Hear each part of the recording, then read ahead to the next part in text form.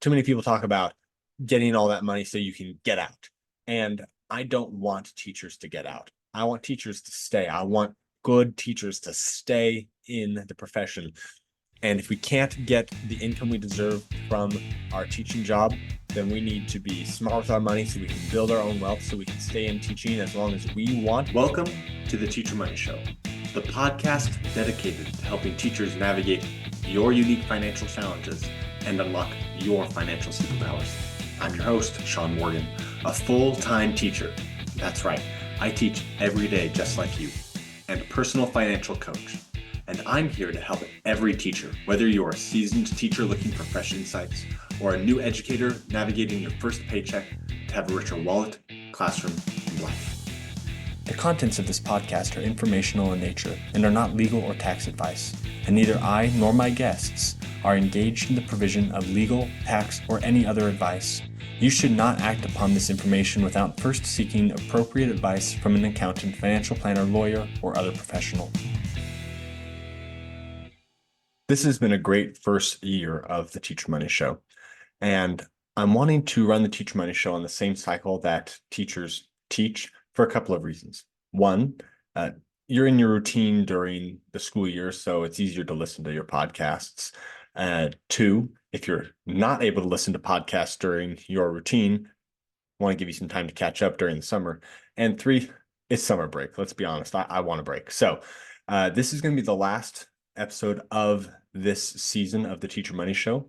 We'll pick back up when the school year starts again, when I can, dive right on into it with my routine, working on the show, working my job. But I want to be able to spend time with my family and enjoying my summer break. So be prepared to have no episodes released over the next few months, but in August, we'll pick up again with more great content about how teachers can make the most of your life by having your finances under control. For this final episode, I want to just review what we've talked about because there's so many great nuggets that you can think, wow, that's really cool, and then forget about it in the months since you've listened to it. So I want to just hit some key episodes that I really, really enjoyed, that I thought had some really good things to say, just to remind you of those things and share my insights from them. So I'm going to go kind of in order of how the episodes appeared, but also I'm going to talk about them in topic groups. The first thing that we talked about a lot was amplifying your income. We know that you can't, become wealthy if you don't have money saved, if you don't have income that you're not spending. So there's that earn more, spend less, invest the difference. Now, teachers are pretty good at spending less. We can make a dollar stretch, but if you don't have a lot of money to begin with, then stretching that dollar has a less effect than if you have more money. So it's important, if you really want to accelerate your financial journey, to amplify your income. If that's not something that you're interested in, then hang tight, we'll talk about other things. But I just want to hit a few important ideas. First, from Bree Thompson's episode 4, she talked about having as many streams of income as possible. Now, I don't want you to kill yourself doing this, because it is really tempting, if you get onto this entrepreneur track, to start trying to do too much. Finding a few really stellar streams of income, between active income, your teaching job, a side gig, side job, a side business, and some passive income, starting to get that investment income from multiple sources. That is a good mix, a good balance, but please don't try and do too much. You'll burn yourself out, and then you won't be able to continue to increase your income as much as you would like. But having multiple streams of income is super important, because if we remember from Bree's episode, she lost her job after she started her YouTube channel, and she was able to continue because she's had multiple streams of income. So that's really important, to have that stability of more than one place having money come from there.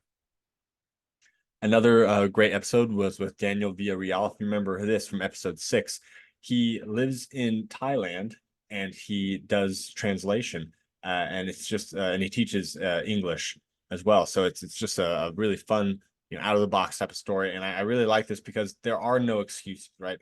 He said so many opportunities, so many resources for how you can get started tutoring people in English, that if you can't do anything else but speak English, you could have a side income online from the comfort of your own home. It's simple. There is no excuse for not having a side hustle if you want one. Just definitely check that episode out if you want to review those resources. And also remember that you can find any of these resources, any of the links, if you go to teachermoneyshow.com/podcast. I will list every episode I mentioned here with links to them on this page for this episode. So that way you can easily just, select it and then find the episodes from there instead of scrolling back through time. The next one I want to talk about is episode 9 with Joanne Kaminsky. Joanne, one of the best people when it comes to talking about online tutoring. She's just super smart about this topic. And the takeaway I got from that is income potential is almost limitless for online tutors. She talked about making income that would double or triple, teacher incomes easily if you can really streamline your process for being an online tutor. And some of this wasn't even doing it full time. It was part-time work, doubling your income. Pretty incredible that that's possible in the online tutor space. And I just want to point out once again that this is possible because this is a business. Businesses have that almost unlimited income potential because there are almost unlimited ways to make a business, to grow a business. And that's just one example. And I just love that she pointed out that, when you're teaching, doing what you love, that's great. But there is that income cap, and we can do other things to break that cap and go above and beyond. Another fun episode was the very next episode, episode 10 with Gwen Geyer. This one was just fun because it was thinking outside the box. Why don't you just go start a business in Honduras, right? She had that boating business that she's partnering with in Honduras to get that marketing out there. There's so many opportunities if we just look for them. We can do so many things. So don't be afraid to think outside the box. Then we had Erica Terry on episode 13. Apparently, I shoved a lot of these income episodes at the very beginning. I just love this topic so much, though. She talked about this really cool insight about getting your kids involved in your business. If your kids are involved in your business, you can teach them skills to run a business, financial skills, math skills. There's lots of skills that go into running a business, and that they're involved in that day-to-day process, that creative process, it can really shape them and mold them into great human beings early on. But also you get a tax break along the way. I mean, if you are paying your child to participate in your business, all that money goes straight to your child. So if you're going to give your child an allowance anyway, well, you can pay them to work in the business. And that money is now money that you're paying an employee. So you're not taxed on that. So you're going to be taxed on the allowance money you would give free. But if you pay them for working, now you're not getting taxed on that. And then on top of that, they're able to contribute any income to an IRA or some sort of retirement account. So if they're able to contribute that money, they can put that away. And if Roth IRA, since they're not going to most likely make above that income threshold, they can probably throw it all into the Roth IRA and pay zero in taxes on that money. And then you could just turn around and give them an allowance anyway. So they can have, their money is tax free, your income you're giving them tax free, and then they can start saving for retirement super early, and you can still give money to your child as you are building your business. It's just a fantastic way to get your taxes optimized, help you with raising your child to become an intelligent human being, and get them that work ethic and getting them the income they need to do the things that they want. Another great episode was Hillary Gale, episode 29. She was talking about freelancing. She has freelancing income, and she was, if you remember, was working in the professor space with, you weren't sure how many sections you'd have, and that would determine how much income you'd make, and it was really difficult for her. But she started that freelancing business, and she pointed out, this was the most incredible insight for me, is that people think that freelancing or owning the business is unstable. And she just blew that away. If you have 10 clients and you lose one, you still have 9 clients. Yeah, your income might be inconsistent, it might fluctuate up and down a little bit. But if you are working for an employer, you have one client, your employer. And if they drop you, i.e., you get fired, then you're out, right? That's more unstable than if one client drops you out of 10. So Just keeping in mind that business, while it might not always be consistent, has much more stability to it, because if you can get those clients and you lose one, you can just replace them, one at a time, instead of you have one employer. And if you lose that, you've got to scramble to find a job. All right, next on we had retirement planning. The best episode for retirement planning were the 3 episodes with Mrs. Black. She just blew it away with beginning of your career, middle of your career, end of your career, how you can prepare for retirement. And what I loved about this is the consistent message was, don't stick your head in the sand, right? Beginning of your career, you need to be aware of it. You need to be working towards it. You need to set up those systems and processes. Middle of your career, have a plan, but then revisit your plan periodically, because you're going to want to adjust that plan. Don't just stick with the plan that 20-year-old you made. The 30 or 40-year-old you needs to have a plan that's adaptive for you. And then make sure you're planning for retirement 5 or 10 years out from your retirement date, because you're going to want to adjust that plan once again as you're getting closer to maybe be more aggressive to prepare yourself for retirement. If you are thinking, oh, I retire next year, I should start making a plan, it is too late. So having a plan now is absolutely essential to retirement planning. Another great episode was Jerry Bourne coming on, the millionaire educator, episode 17, talking about the 457B. Such a powerful tool for wealth generation. We always think, oh, 403B, that's what I'm going to invest in. But as we know, spoiler alert from a later episode, the 403B is not always the best option. The 457 is usually more regulated and is just a better general option. Once again, check your options, make sure that the 457B that you have is better than the 403B.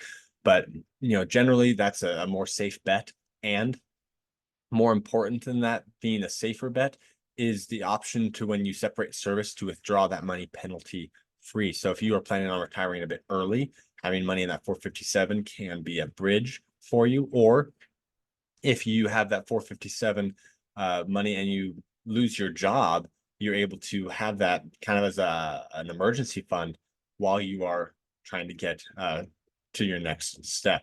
Just a fantastic thing. And then he used it to accelerate, because he put that money in tax free, and then he'd live on that while he built it again. And he just kind of rolled the tax benefits forward again and again and again, which allowed him to just really nail that tax wise. Emily, the teacher financial planner, on episode 23 was a fantastic guest to have on as well. She talked about the pension side, right? We talk a lot about the things that you need to do outside of the pension, because that's more in your control, but just being aware of your pension, reading the rules, what are you actually going to get, projecting that so you know what to expect when you retire, that's huge. But also remembering that, like Social Security, a pension is not your full retirement. It is just a base. This is your stop, so that way you're not going to starve. That way you're not going to have no money in retirement whatsoever. It's going to be a safety net for you. So keeping in mind that your pension is not going to cover all of your expenses. Most likely you're going to need to have money invested outside of that. A very important reminder. And then that episode that I gave a little hint to with Dan Otter from 403bwise.org, episode 39. And just the takeaway from that is, beware the 403b, right? This is the boogeyman of retirement accounts. It is just often, way too often, a terrible investment, because the investment options that are given to you have high fees, surrender charges, have sleazy salesmen who are trying to get you into things that are not good for your long-term financial health, but they are doing it for their long-term benefit. And and there's other people who are honestly trying to make their living doing it, and they don't know any better. But it's just important to realize that the 403b can be a place full of landmines. So if you have a 403b option, always double check it through the 403bwise.org site. If they don't have it, your district and your options, you can just request it and they'll happily do the analysis for you. And you can often find the companies that are providing as vendors on there, even if they don't have your district. So look into 403b wise before you put any money in a 403b. It will save you huge headaches and huge amounts of money. And then for retirement planning, we talked also about also with Andrew Sather in episode 43 about investing and just how you can invest in other things such as an IRA. But my huge takeaway from this one was the importance of that stewardship mindset that he talked about, where you are not managing your money for your own personal sake, but you are a steward of that money for later. So you naturally need to use that money for your personal expenses and to enjoy life.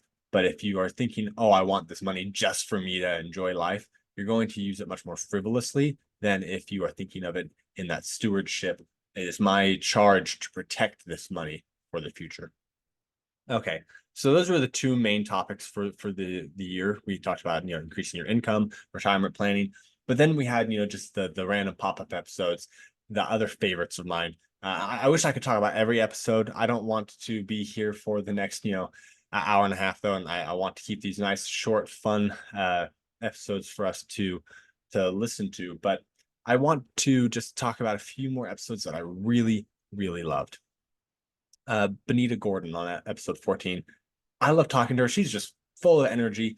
And I loved our discussion that wasn't even originally part of the plan about pods and micro schools, how she's opened up micro schools to teach the way that she wants to teach and to teach well and to give parents that are trying to find an alternative option an option.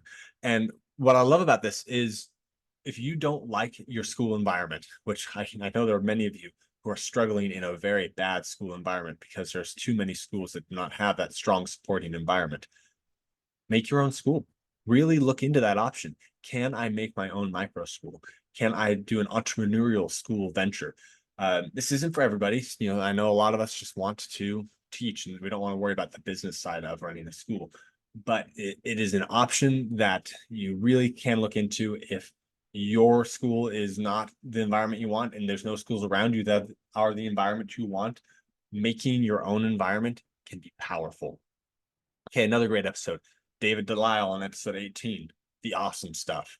If you haven't listened to that episode, you really need to. So he wrote this book called The Golden Quest, which is a graphic novel that teaches kids about money in such an engaging way. My kids will take it when we go to church and they'll just flip through the pictures and kind of read it and remember what the story's about. They like it, even though it's about money. It's a fun story. And the main takeaway from that book is only buy the awesome stuff. Buy the stuff that makes you actually happy. Don't buy the stuff that doesn't make you happy. I mean, that's outside of your personal needs. Hopefully you're having a house and having food makes you happy. But don't spend money on things that aren't bringing joy to your life, that aren't the awesome stuff. Another fantastic inspirational story is Justin and Haley Brown Woods, episode 26.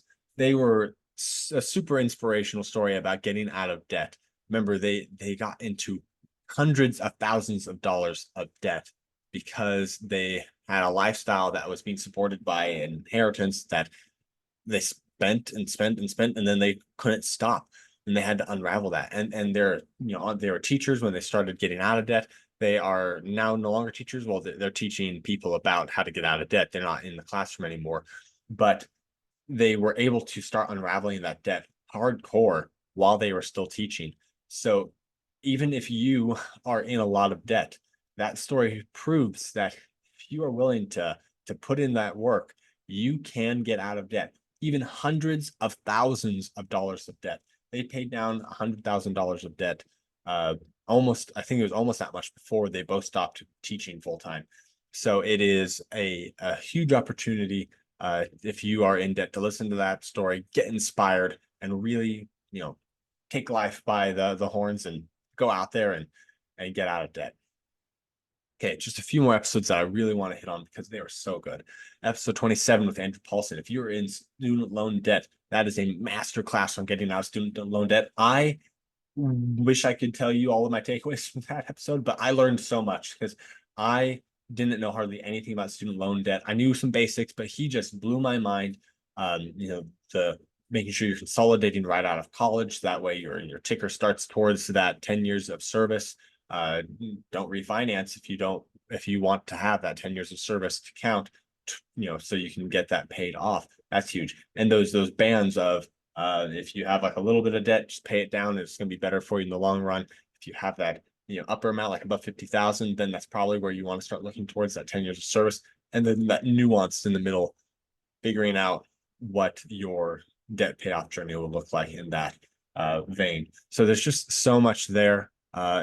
Just go back and listen to that one if you're in student loan debt and you need a refresher, because he just really nailed it on what you can do to start making a plan. And if you need more help, that's his job, is helping people with student loan debt. So you can go to that episode, check that out. There's a link directly to his website. It'll be there. Once again, teachermoneyshow.com/podcast. You'll find all the links there. Episode 33 was one of my favorites. The only one that I'm putting on here from just me talking to you. I mean, I loved our going through the basics episodes where we just talked about the basics of money together, but I could not put aside the HSA discussion. We talked about why HSAs are in general better than your regular copay account, copay insurance, because your HSA is triple tax advantage. You get tax, free money putting in for medical expenses, tax-free when it comes out for medical expenses, tax-free growth if you invest it. And if you don't use it for medical expenses, it's tax-free when it comes out after you've retired at that age of retirement, whatever that's going to be when you get to retirement. But that once you've hit that retirement age, that money comes out tax-free. The tax advantage behind the HSA is just incredible. And if you're going to spend money on medical anyway, and you have an HSA, just put the money in there and then go and pay it. It just lowers your taxes automatically. You are getting like cash back basically automatically by using your HSA to make those payments. And it's also just because of the way that most insurance companies operate, especially if you have a family on your insurance. If you're by yourself, you'll probably be better doing the copay version because the school usually pays for all or most of your insurance. But if you have that family option, that your premiums start stacking up with that copay really fast, and the total out of pocket between the premiums for the copay version plus the out of pocket maximum, and then the premiums for the HSA version plus the out of pocket maximum, usually leads the HSA to be a way better choice, even if you hit the out of pocket maximum every year. So once again, this is a run the numbers, but if you have an HSA option and you are not using it and you haven't looked into it, the question is, why not? Why haven't you looked into it yet? So please look into the HSA. It is a powerful, powerful investing tool and a powerful way to reduce your expenses. Lastly, I could not leave Ray Tran, the most recent episode out. He was super fun to talk to. Super inspirational story on building wealth as a teacher. He is still teaching and he is crushing it. So much wealth is being built on his teaching salary as he's just, building that side income, rolling that side income into investments, into real estate, into investing in the stock market. There's so many places that he's putting that money to just build that wealth for him, so that way he doesn't have to work forever if he doesn't want to. But of course, he is a teacher. He's a teacher at heart. He loves teaching. He wants to stay a teacher as long as he can. And that is why I loved Ray's story so much, because too many people talk about getting all that money so you can get out. And I don't want teachers to get out. I want teachers to stay. I want good teachers to stay in the profession.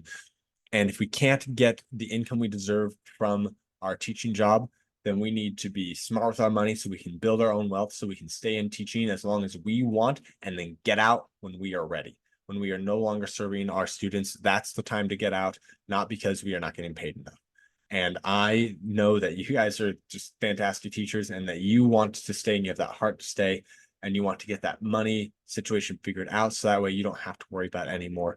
And Ray's story is just super inspirational in getting you there. Okay, so that's the show. That's just the review. I wanted to make sure that you guys remembered those key episodes. Of course, there are way more episodes than that from this past year. Go back and listen to any of them that you remember, but you don't remember all the details. Go get inspired again if you need to over the summer. And we'll be back here with more episodes of the Teacher Money Show come the beginning of the next school year. You guys have made it through the school year. Congratulations, and I'll see you in the fall. If you'd like to come on the podcast for coaching, to share an expert opinion, or just to talk about a topic you think is relevant, I'd love to talk to you. Just fill out the form at teachermoneyshow.com/guest. I look forward to talking with you.